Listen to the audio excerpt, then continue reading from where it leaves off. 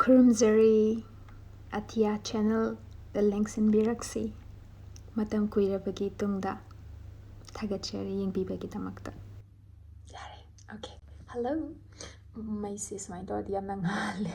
okay. Mayam yam na kuira bagi matungda ay ngasi video sema ise ko hanang ngarang han thagat pa like maybe 2 weeks ki maga thagat ki video sing dudi yam na kuina chahi nat mamang chahi da chatlu bagi travel tour by video ngakne duka hauzi ki yam na recent of video hairagadi ai husi yang halake duka ha nagi type to waga yam na nganga ga chat pag explain to da du gi angon the potential to the khadi mangre ba ko in video se same udra banina kari gina ba matam da it's not easy to adum active Instagram the active oiba Facebook ta or YouTube ta and plus full time job aduga atopa site ta tawgado ba mayam for my personal life yadi pulam tawbase ko aduduna khara khaidokhiba the YouTube ki saru phanghoda ba haidare ko adubu sometimes it's good to have a different kind of hobbies haidare aduduna agi muttugi matungina different hobbies sing da agi depend toroga chongba kanda khara hanagi type ta adum tapna purakna ba khonna ba haitare so I'll be showing you a few part I think around nahan Bangladesh ta chatlu bani ko adubu mafam yam ka han explore to badi ngamakte chatti kam ta chalakte just makhoi gi vibe haitare yamna train station ama da changu bani ko aina chatpase aina restaurant ama chatpane lunch chabai ma pan chat ama tamda thiba khangdabagi hospital mo ye local hospital ama da changi e and then plus golf park amada su chale so I'll show you makhoi lambi hai tare khatang yeng halake ko adu dum yengo aduga sumayam I have it oina batam tamna semba horak na ba semba video ninga sigi video se ko ado sangdi phajade they came to haibira anu because I'll be trying to make the small videos at least ngasi sema sidage mo yeng na mo I can make it better somehow if you like it or I want to see aigi viewers later bra haibasu khangdok pa ma change ko adu khangdok na magine aina sigi video sema ise and then somehow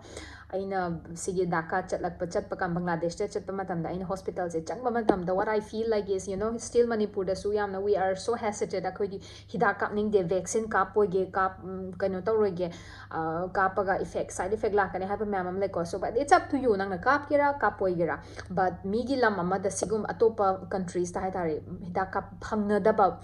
hidak kap ke haba phangda lam mayam ama su lairi ko adu mayam do yengo khallo akhoi gi di phangaga su kapoige ka haibagi mayam ama yamna laithok pa haitare ko adu kapaga na oijarisina kari no kapa oijaragadi hujikti not even required akhoi antigen rapid test adi PCR ti guma darkar oidre hida kapagadi you can travel anywhere you want in the world haiba ma pot ama laire hida kaptragadi you stay wherever you are ko sigi potsine akoina phanamna yomda lairaga su akhoi covid haiside dum narakpa naba mayam am yawe ko so aigi motadi because of my job my work haitare aigi dida kap to biadi I have completed my third dose kapaloire aduduka I'm back to my normal life again traveling going up and down ko adu chahi ma pura le pure aduduna video so same tapane aduduna now let's see I'll try to get back to my normal life making videos showing you travel blogs and all but hoziki oinadi I say I'm like kind of occupied with my other works se kaina haba matam ai full time job traveling laire plus aviation coaching tawe ko khoi Instagram da mayam na changaga doming bio Kevin Crew Manipur haina ko Instagram page ama hangi khoi gi sigi group sina khoi gi experience former cabin crew haidare flying and non flying sigumba mayam ama punselaga khoi online aviation coaching ama tawe ba ko adu sida matam khara kai thokre and then plus on the other side I told you mamangi video this in high gidone I was pursuing my nutrition course adu loiraba matung da hojik se like some of the clients aigi site gi aina angamba khara dum help tawe ko mayam ama hakchang ngamdaba na not for a doctor a nutrition haitare ko so aigi ming Google da Laishram tam fast na ina dum thibiyo na traga Atiya nutrition guide hana thiba matam da thoglakani aduduga mayamna adum aingonda nutrition gi habits lifestyle gi matang da coaching to honing ba leiraga so dum haibiro ai 100% mi khuding mak accept like client loy mak laude however I tried my best yamna tawda ba yade hairaga di dumaina lawe ko so sisine aduga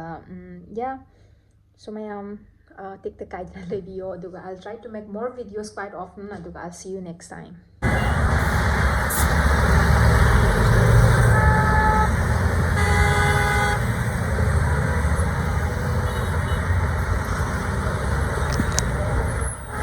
Mapanda thogle duga sigi bridge se lam thoga lam thoba matungda golf park ama lei haina golf park to the restaurant ama lei ko pa khugi Bangladeshi food yon famama aduda chat ki haina thoglak pani adubu sigi bridge ki mayai sida hai phetang aina chatori basi aibu safe oigadra oiroidra thong se landring ama mangda ngahak tang lepe thong se lalaga mo ai chat pa hodri ka nga hak tang amu khalle mi su yamna chille dubu aina chapa matamda ai sak kuchu khena banina mi singsina aingonda yenga amgani ai khangi adubu aina moide yenglu da banina ai ke amta khanjaludre ai gi chatham thokpa ai dum chatle ai moide ka somte yengude moina di aingonda yengla amgani ai khange akhoina mingonda yenglura kanda mi na aingonda yengle ena khangi se adubu aina moide yenglu da banina ai ke amta khandre makhata na sum chatle aina chatli base aigi inakta kana lai adigi kari tauri aina pai ba phone se yam chet na pai khudong thiba thok tani ngai gi damakta hai ta tare ko kai sumta khetna bana thi khoi gi India mafam seng har ga de Kolkata ko adigi samain tawtana sigi hospital ama yaure hospital se hai phet khangdok po oina aina khong na kitang change khong sum chatlaga kari leibano nakanda anakpada karam hospital no hena sisi yengage hena sum lakpani sida leplami ba mi mayam se kari gi damakta no khangde emergency makhoi gi emergency service adudani lepame se no baba ma su palame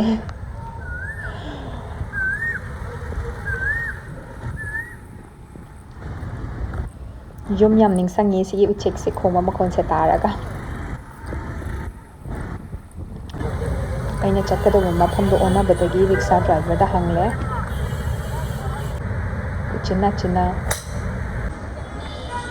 golf mafam do yauru rabu matungda restaurant do thong lo lame adudagi ai halak le safe oina tek ta kaidana ai gi room yaura e So Bangladesh ki matang da khara hayo hairagadi akhoi gi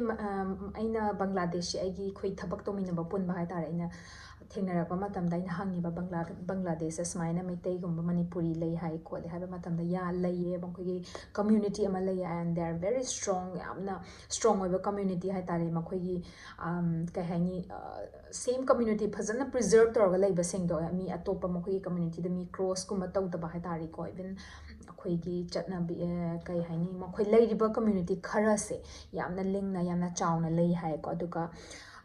Bangladesh se khoina travel to ba matamda safe oibra oidabra haragadi safe oi ko sigi mafam se yamna kaino lam khuding mak safe oi oidab hai se isate li leire but in general oina khoina travel to ba yabra itomna chatpa yabra ka haragadi adu mi chatnai ko safe oi but it's a bit